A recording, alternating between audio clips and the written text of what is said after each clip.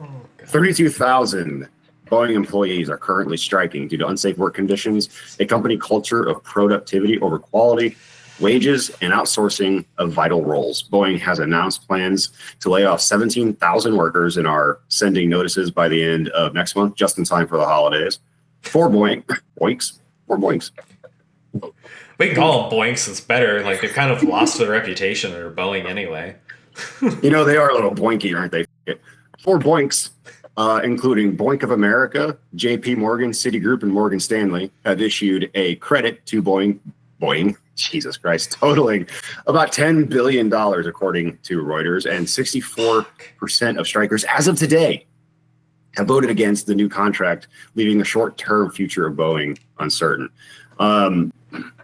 One of the things I really wanted to bring attention here, though, is the wages, because there's been a little bit of, I think, confusion in the people who are reading some of the information out there. They're like, oh, well, these Boeing engineers or machinists make $85,000 a year. That's 40% above the national average.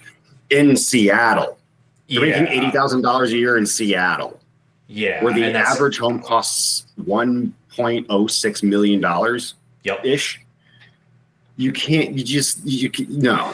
Look, 80 grand is fine for Illinois. It's not fine for Seattle. This is something, too, that we should constantly focus on, is that the people being upset about that is crab mentality. You are mad that somebody else is making something that you would like to achieve so that you can feel the good. Because maybe in your situation, that is life-changing money. At which point, you need to realize attacking your fellow workers is not the answer. Why aren't you being paid a living wage? You need to help make those changes. Another thing here is, too, that it's not just the machinists. You think Boeing has 32,000 machinists on the West Coast? Come on, people. No. They got 32,000 workers. Mm-hmm. It's assemblers. It's janitors. It's admin staff. Part of that union. Yeah. But it's everyone that's part of this union. It's not just the machinists. So the assemblers make 40 grand a year. Just under it, actually. That's not a hell of a lot. Could you imagine living in anywhere in Northwestern Washington up there and trying to live on $39,500 a year? Only if I imagine that it is 2007. Yeah. I mean, 2007 was a fine time. It was just before 2008. You know what? Yeah, you could do a lot in 2008. Yep. I have my old spreadsheets. I have $40,000 a year was my goal. If I made that, I was set. Man, but now it's like, it's a starting wage at a lot of places. And it's just, you just can't do that. My point here is, my ultimate point, overarching, that I want to get just sort of laid out, is that factory workers get paid like shit. Mm-hmm. Boeing is a factory, first and foremost. They are a business, but they are a factory. They have to produce something. You do that in a factory.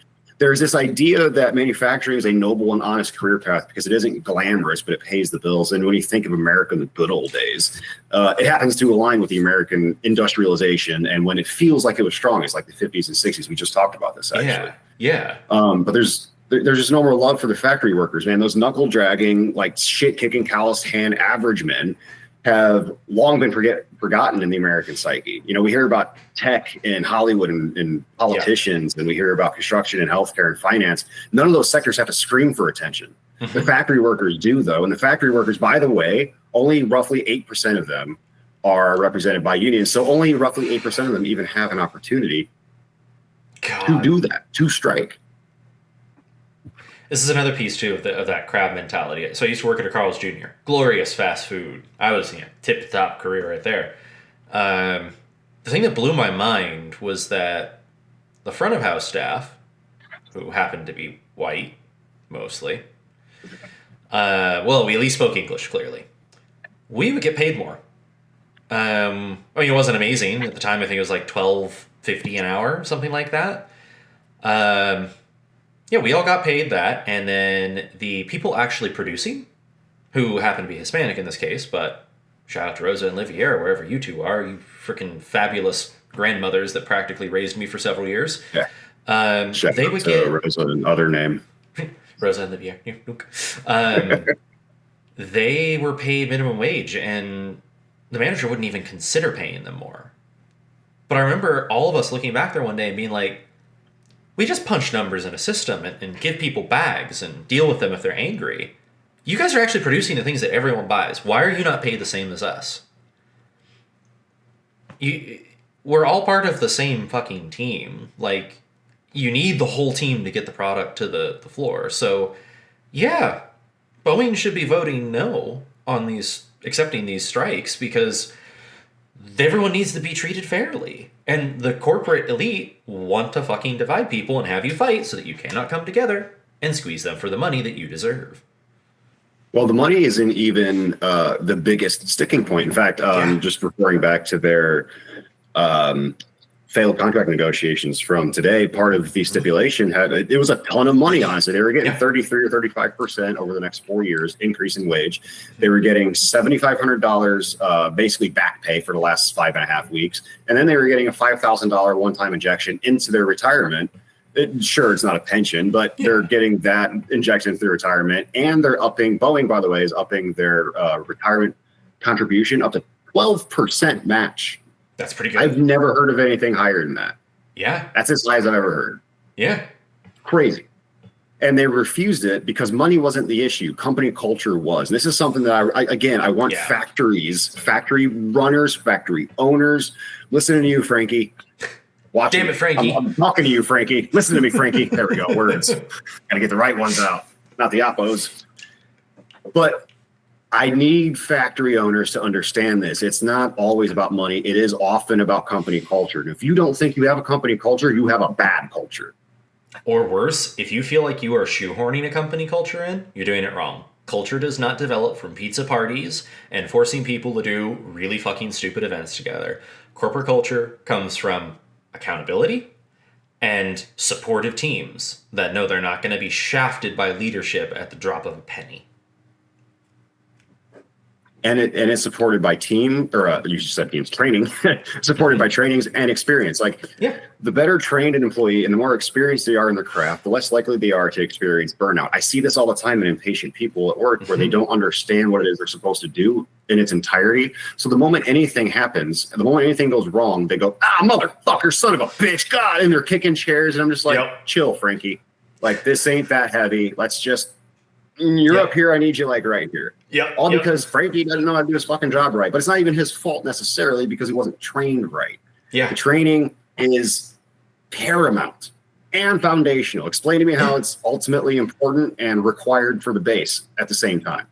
And all of it just supports is. them. Like, this supports employers. And this is the weird part. Like, employers who are ever listening to this or listening to people who are talking about this, they're not your enemies because they want to be treated well. Most people, minus the ones that are the exceptions that prove the rule, want to do a good job. I had jobs that I would have stayed at for 4 or 5 years straight if the culture hadn't gone deeply toxic and unfair. And I wasn't even paid that great at some of those jobs. So I was willing to sit through it and be like, you know what, I'll come around. I'm okay. I'm comfortable now. It's fine. Like, whatever. I grew up with almost nothing. I can survive on shoestrings. So when I leave because the culture is toxic, why would you want one of your strong employees to leave? Wouldn't you want to secure them? Why would you allow that to happen? Absolutely. Wouldn't you want to secure them? Because, God, it costs so much to train them. And they make mistakes when they're being trained. That's costly too. And experience is invaluable, especially experience from someone with like a high degree of observation, because that person will learn more by doing the job than you could ever teach them. And you only, and it's like success begets success kind of things. Like, you have the experience, so you know where to get the experience and other things throughout the factory. Now you are able to more easily just go from here to there, department to department, and be helpful wherever. If you have a bunch of new guys, you have a bunch of accidents waiting to happen. If you have a bunch of new guys, you have a bunch of dead men walking. Yep. And even on like, in less like, man, if you do this wrong, you get your limbs chopped off world. Like, when I was in hotel worlds, in retail worlds, 2 industries that are stricken by quite frequently poor management. All you have to do is teach people and train people the right way, and then you avoid things like, oops, I didn't get their credit card. Oops, I didn't do that reservation correctly, and now we've overbooked. Like, that support structure builds people up so that your business can continue to run smoothly. I think it comes down to this thing I always keep harping on. Like, there is not a great employer culture right now. The employer culture in general is toxic as all get out. And you treat people like they're removable cogs in a system. And if they slightly displease you, well, screw them. But I mean, heck, the missus works at a place that just got rid of one of their best employees, and it had nothing to do with the person's actual performance. He was a great employee, but a manager got a bug up his butt and decided they didn't like him, so they pipped him out the door. What the fuck is that? Actually, yeah, this missus had something very similar happen where her employer went through a round of layoffs, and then they had a meeting about it. It was such a big round of layoffs, they had to have a meeting about it. Oof. And then they go, this was not a reflection of their work or their work ethic. And that was meant to make them feel better. So what I heard was, doesn't matter how hard you work, we really don't care. We don't value your labor. Unless we go back to the Japanese concept where someone comes forward first and says, hi, I'm the executive. I used to make, I don't know, $30 million a year because something ridiculous. I'm taking a massive pay cut so that people don't have to get laid off. And then if the layoff comes, I would be like, well, that leader, he or she ate shit already. This is bad. This isn't us. But if it's just like what you said, fuck. I wholeheartedly agree with that. The C-suite should be the first to take the pay cut, because at that level of management, you're assuming the responsibility, motherfuckers. Yeah. If your stock starts tanking, that's on you. That's not on us. Yeah. That's on you. Absolutely. Fix it. Stop coming at us. Stop. Like, one of the things that Boeing did that really affected the workers was they started outsourcing jobs that were required to be in-house, engineering being a good example of this. They started outsourcing their engineering staff. Now, when you outsource your engineering staff, it takes days sometimes to get answers. And when you have days, or when it takes days to get answers in a facility that prioritizes productivity and numbers, that doesn't wait for days, they built these fucking planes without the supervisors or without the engineers, like, supervisory fucking advice, man. Jesus. Because they couldn't wait for the response from these guys, because they were outsourced, because it's cheaper to outsource it. That's another thing too, is like, if you're outsourcing labor in any capacity, if you're in a factory setting and they're using staffing agencies, hello, I'm a red flag. Nice to meet you. Oh, absolutely. Because often it means that they're either cycling people out so they don't have to pay for benefits, or they cannot keep their employees long enough. Also, real tangential quick. Hi, Bunny. I didn't even see we had a friend. Yeah. Hold on. But yeah, no, it's crazy. It always keeps coming back to this toxic work environment. I mean, I cannot think of a single friend who has just had a steady, stable job where they have never had to deal with horrible bullshit from an employer at some point. Like, and the few who have that job, they just sit tight on it forever. And they're like, it's good. I've seen how bad it is at other places. Fuck, dude. I had that job at DuPont, of all places. No shit. I didn't have to worry about shit, dude. I had it made there. And I'm not even, like, talking big. I'm just like, they had a track for me to go into management and all this stuff. I didn't ask for it. Yeah. They're just like, you'd be a good fit for my replacement. And I'm like, yep. Damn straight. Cool. When do I start? Yeah, I couldn't have agreed more as I was packing up my shit and walking out the door. That was a very, very hard decision, but it was also the easiest decision ever made, because it wound me up where I'm at now. Hey, one of the things that I think is really important in a good work culture, support culture, is a good push-pull dynamic between management and people on the floor. This is one thing Boeing does not have, and it certainly didn't have. And what I mean by that is the company's higher ups will put downward pressure to produce faster, while the people on the bottom are putting upward pressure to be like, yo, we got issues down here, man. And they're just like, don't care. Yep. And I experienced this in almost every single small shop I've ever worked at. And I say small, under like 40 or 50 people. So that can be big to some people, but that's not all fabricators. That's not all, we're talking drivers, office people, managers. 40 to 50 people, pretty small office for a production facility. I've seen this behavior everywhere. Yeah. Everywhere in facilities this big. The ones that I haven't seen it are, funny enough, the ones with an HR or like an HR setting to answer to. Yeah. Because, I mean, in a good position, if HR isn't toxic as all get out, which many can be, they actually act as a balance towards corporate. Like, I've had a couple of really good HR people who were able to level the playing field with people who had way more power than I did. And that was important. That was wise.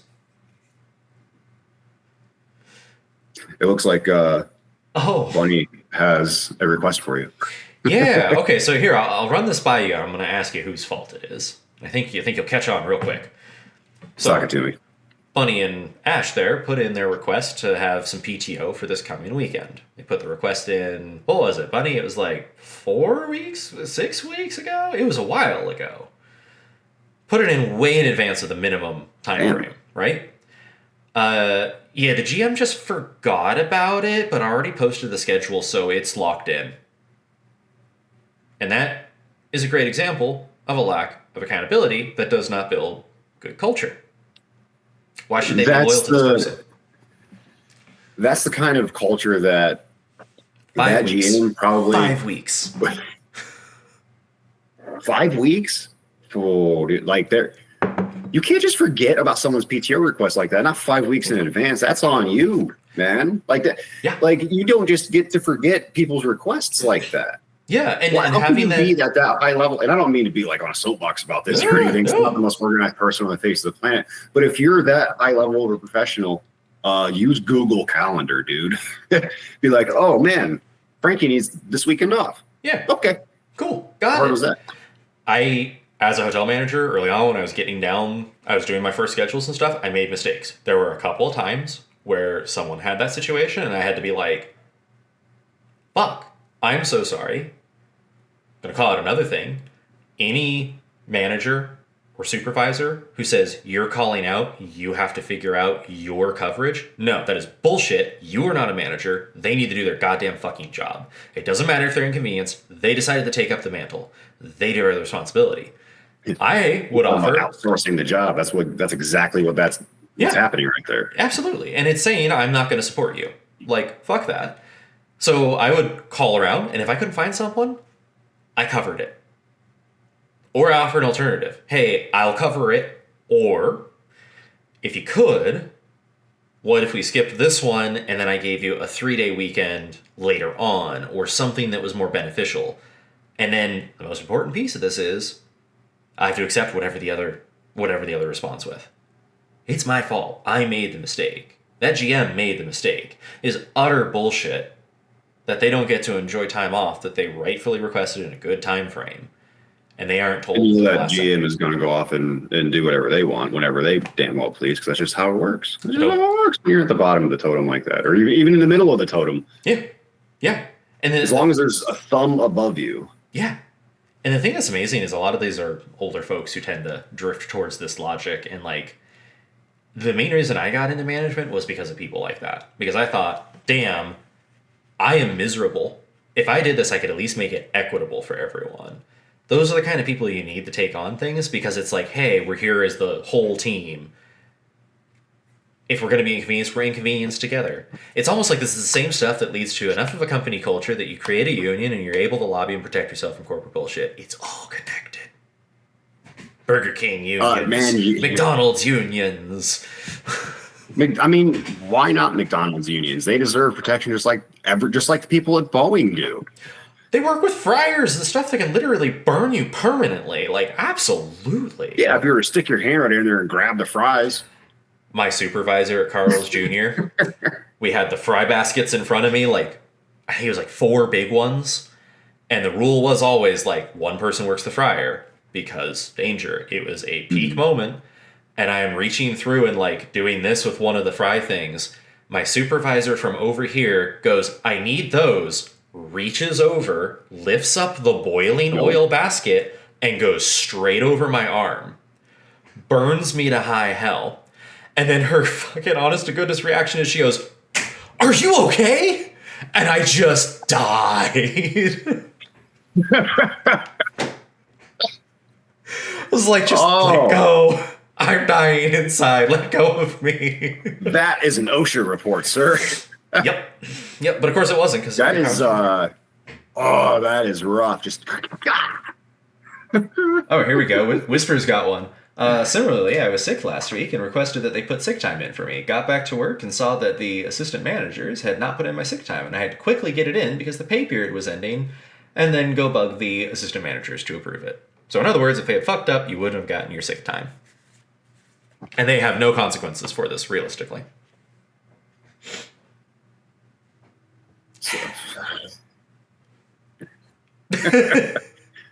I don't have words for that. Like, how do you treat people like that? How do you just go home and be okay with yourself when no one is looking and you're just this fucking husk of a person who's just inconveniencing everyone else's lives around you because you don't remember to do your fucking job. It's the one thing you're hired to do.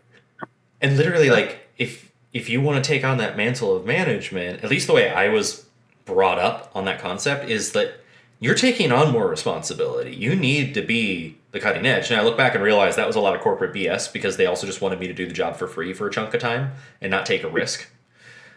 But at least in the culture I was in at the time, it did feel like I was like achieving a higher goal and da-da-da-da-da. The irony is, though, that I embodied the idea of I'm also here for my team. I support my workers.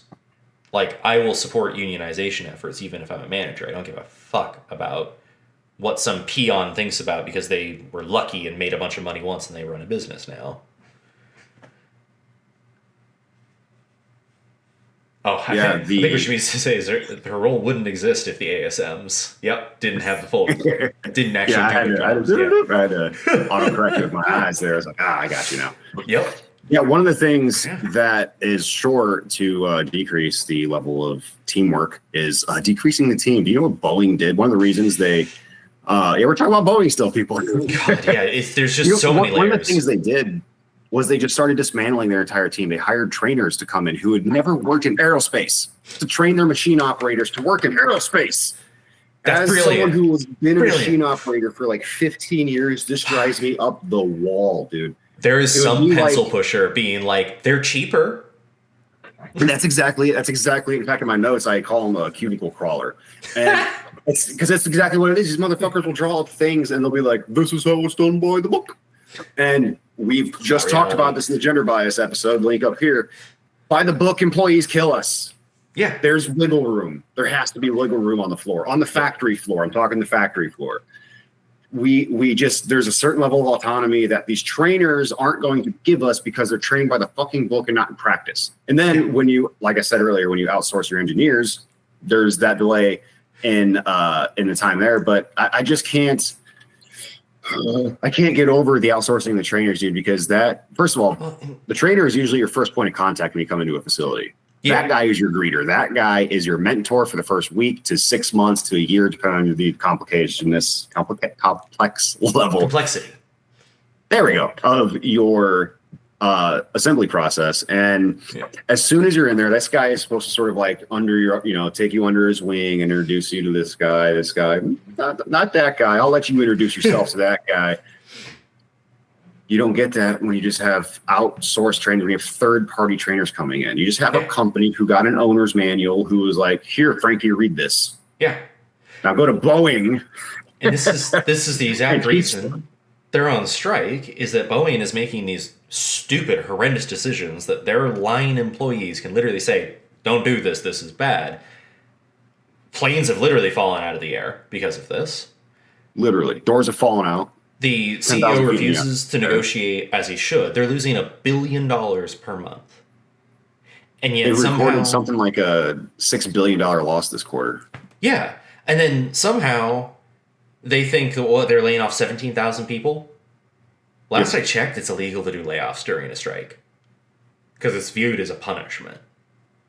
So they're opening themselves up to lawsuits. That could be interesting. Like, hey, Boeing leadership, if you ever listen to this, have you ever considered that your current fearless leader and whatever is composing the board that is driving a lot of these decisions, you guys are actually costing yourselves more money than if you actually just shut the fuck up, paid these people well, and then called it a day and said, hey, we have an amazing corporate culture and we pay our team so well and take care of them so well that we never have to fucking try to hire. People line up at our doors. Why not do that and just rake in the money? Do you want to know something that almost makes you don't want to here's a fact that almost makes this entire episode useless, completely worthless, completely a giant waste of our time for everyone's time having listened to it. Okay. Boeing will never go out of business. Oh, yeah, Boeing accounts for 21% of the government's procurement budget. 21% of what the government buys is spent through Boeing. They are a massive government contractor, just like Raytheon, just like Halliburton, just like General Dynamics, just like Lockheed, just like Honeywell, just like BlackRock. They are a massive government contractor. Yeah. And because of that, they will not go under. In fact, they will just become state-run. Well, if they go under, that's a good punishment. By them. Yeah. And well, I mean, that's essentially what happened to the banks, right? In 2008, like they were too big to fail. Yeah. The government bailed them out. That's what's going to happen with, that's what happened with Chrysler and General Motors as well. Yeah. And a good government would let these guys fail and basically say, well, the market should produce another. It's a free market, baby. Yeah. Just seems like they had bad leadership. The problem is there's only one other competitor for Boeing in the world, and that's Airbus, and it's a China company. That's not happening. They are the only two companies in the world that make aircraft that big. And you'll love this part. This is only very tangent or sort of tertiarily related here, but NASA has announced plans to stop using the Boeing Starliner for upcoming missions, and instead will be using SpaceX's Crew Dragon. God. Of course it's called Crew Dragon, Colin. Fryer into the pan. Of course it's called Crew Dragon. Fuck. The pan into the fryer, rather. Why? Well, hold on. It gets even better than that, though, because they will also be using the Russian Soyuz aircraft for transporting cosmonauts and astronauts. Ash says, "Hello." Okay, I'm sorry. Maybe we just need to start a new hashtag, refund NASA. Let's give NASA the money and the tools to make cool stuff. Why don't we? I would support that. Yeah, that'd be super cool. What? You know what? I mean, NASA even spent $5 billion of NASA's money on the Boeing Starliner development.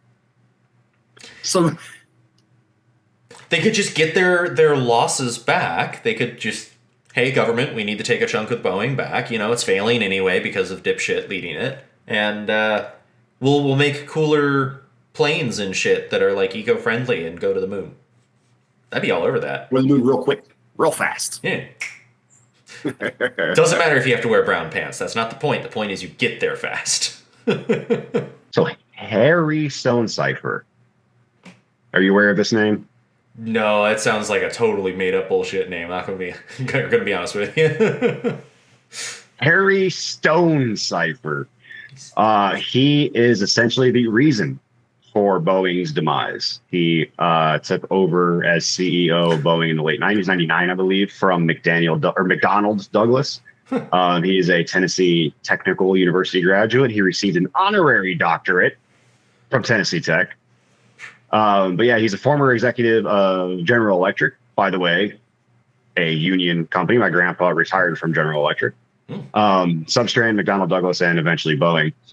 He served as the chair of the First Foundation Board of Directors and the National Board of Advisors at Tennessee Tech, whatever the fuck that means. And he's quoted, this is why I brought him up. He's the one that brought them from focusing on engineering excellence and started focusing on stock price, first of all, which, by the way, is the reason that Substrand and McDonnell Douglas failed. Yep. And he's quoted as saying, when people say I changed the culture of Boeing, that was the intent, so that it is run like a business rather than a great engineering firm. End quote. You know, you can have both. Hear me out. You can have both, man. Oh, Jesus. It doesn't need to be so black and white, so ones and zeros.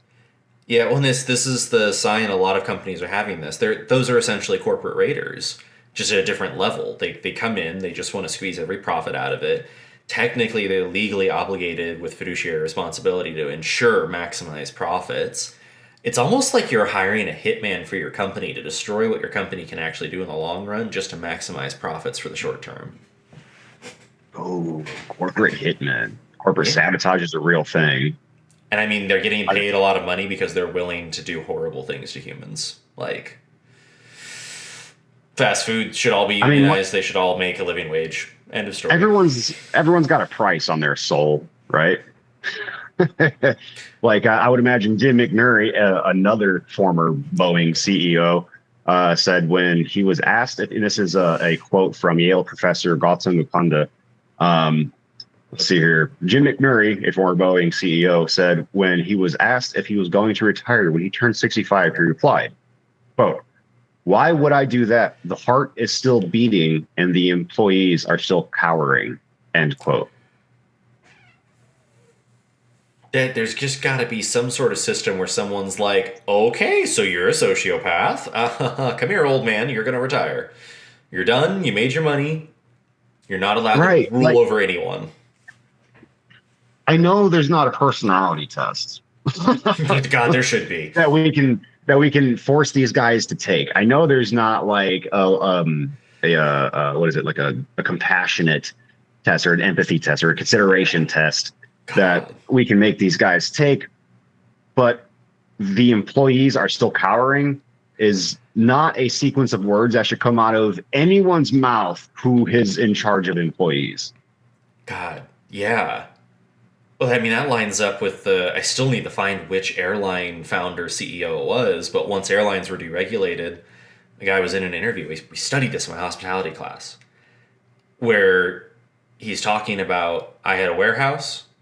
It got broken into. I hired security guards. Security guards are expensive, even in South America. So after a while of having security guards and people getting used to them there, I brought in some dogs and I fired all but one of the security guards. But having one security guard is still someone I have to pay because they have to feed their family, which is a statement that was made in the fucking interview. So I got rid of the guard once everyone got used to the guard dogs. And then guard dogs are expensive to feed. So I started whittling down their food so the guard dogs would always be hungry. And so then the locals got used to understanding that those dogs would devour you if you got in there. Well, then after a certain amount of time, I don't even need anything about one guard dog because people are so afraid of the rumors, they're not going to test my warehouses. This is one of the guys who also, when asked, like, well, don't you want to think about, like, the future of, like, your kids and your grandkids and secure a better world for me? He's like, why would I care about them? They're like, my grandkids aren't even alive yet. Why would I care about them? It's about me. Like, these people should not be leading anything. Whoa. Yeah. I'm not often off-put to I feel like a visceral degree by someone's words, but that's your kids and your grandkids, dude. Like, they're what? What are you even saying? Like, how are you a person? You're not a person. You're a human. You're a fucking demon-infested human. What are you even saying? Yeah. I don't have kids, but they're great. Probably. Someone's kids are probably great. Yeah. Well, and it's like, we're a society. We should be supporting each other. That's what makes humans great. Like, make humanity great again, question mark? And even if you don't have, like, look, I don't have kids, but I applaud others who do because I've chosen not to. Yeah. And someone honestly needs to. It just isn't going to be me. I also applaud those who have kids because in a way that I respect, like, my surroundings. I'm not trying to leave this place worse off for them. In fact, I'm scared shitless for them because I have a funny feeling I know what awaits them, at least to some relatively noticeable degree. Yeah. Oh, dude. I just can't. I feel like I've been saying I can't a lot, but there's been a lot of things I can't contain my anger about with this episode. Like there was another point I wanted to bring up about the trainers too. All they're ever going to do is feed incomplete information. Like the people striking for those reasons have probably been there long enough to see the harmful effect that these outsourced trainers have on the factory floor. And what has inevitably happened, I'm sure, I haven't stepped foot on a Boeing factory floor, obviously, but I can imagine intuitively that incomplete training was given by incomplete trainers, which left incomplete employees. Incomplete employees, as I said earlier, get impatient and they burn out faster, but it ends up running upstream and the customers feel that right to the point the door flies off at 10,000 feet above Portland. Yeah. And it all started with Harry Stone Cipher. And I just kind of love his name. Yeah. It's just and it's spelled exactly the way you think it is. Stone Cipher. That sounds like, hello, fellow humans. I am definitely a human too. I am also human. Yeah. Let's do human things like breathe oxygen together. Oh man, there's just one last little tidbit before we wrap this segment up. I wanted to touch on. It was obvious to anyone who was paying attention to Boeing and how they were spending their money for decades, how it was going to go. Honestly, it was kind of impressive that it went as long as it did without more major malfunctions. Yeah. Back in 2017 and 18, their tech investment was only around 1.7 billion, while their stock buyback was 9.8 billion. And for just a real quick, holy Jesus, stock buyback definition here. Oh damn it!